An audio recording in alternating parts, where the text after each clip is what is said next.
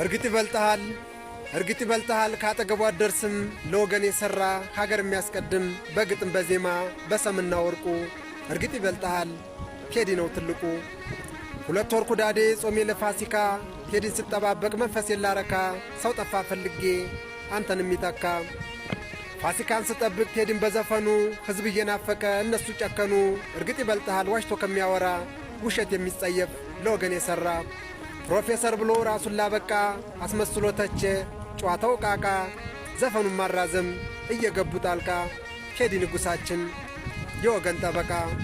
ኢትዮጵያ ውስጥ ሙስና ማይበላባቸው 3 ቦታዎች አንደኛ መብራት ኃይል አይበላም እዛ ይጋጣል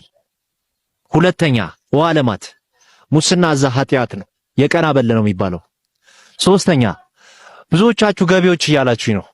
ግን አሰልጣኝ እኮ አይጫወትም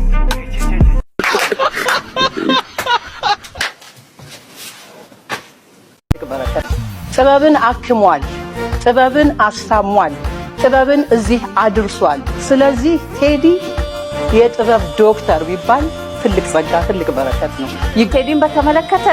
አላቶች ያጥሩኛል ነው የሚባለው በቃ ነው ብለሽ ሁሉን ነገር ነው እግዚአብሔር የሰጠው በእውነት የበሰለ ልጅ ነው ሙዚቀኛ ዘፋኝ ብቻ አይደለም ቴዲ መልእክት አስተላላፊ ነው የህዝብ ቁስል የሚያድን ነው ለልጆች አስተማሪ ነው ታላላቆቹን አክባሪ ነው ለብዙዎቻችን ከትውልድ ከብዙ ዘመን በኋላ የሚመጣ አንድ ስጦታ የሚሰጥ ልጅ ነው ጥላሁን ገሰሰ እንደነበረ አሁን ደግሞ ቴዲ አፍሮ ደግሞ በዚህ ዘመን ጄኔሬሽን ለሁሉም ለትንሽ ለትልቁ ትልቅ ሮብን በራስ መተማመን ኢትዮጵያን የገዙ ጠቅላይ ሚኒስትር መለስ ዜናዊ በቴዲ አፍሮ አብላጫ ተወስዶባቸው በስነ ልቦና ከፍታ ዙፋን ላይ የተቀመጠው ቴዲ አፍሮ እስከሚመስለኝ ድረስ ቤተ መንግስት ስለ ቴዲ አፍሮ አልበም ስብሰባ እንደተቀመጡ አንድ ወዳጄ አጫውቶኝ ነበር። በአንድ ድምፃዊ የሚናወጥ መንግስት በጎቹን ቀበሮ እንዳይበላበት በስጋት የሚጠብቅ እረኛ እንጂ የታላቅ ህዝብ መሪ አልመስልህ ብሎኝ ዓመታት ተቆጠረ። ቢሆንም ግን መለስ ዘወር ብዬ ሳየው ዛሬ ላይ በብዙ መንገድ ላደንቀው ተገድጃለሁ። የማይሽር ጠባሳ እንዳለ ሆኖ በዚህ ጉዳይ ላይ ሌላ ቀን መመለስበት ይሆናል። እጅ ታይግብ የለማን እኔ መሽቶብኛል ኮየፈጨ ሄዳለሁ በዚህ ሰዓት እረፍ እጅ አትሂጂ አልኩሽ ሄዳለሁ ተወኝ አትሂጂ ጠጃለም ጠጅቱ አፍሬማ ባልታይ ተከታስ ሄድ በለሊቱ አይገብርም ወይ በልቶ ጠጥቶ ሳይሰጡላሽ ማለት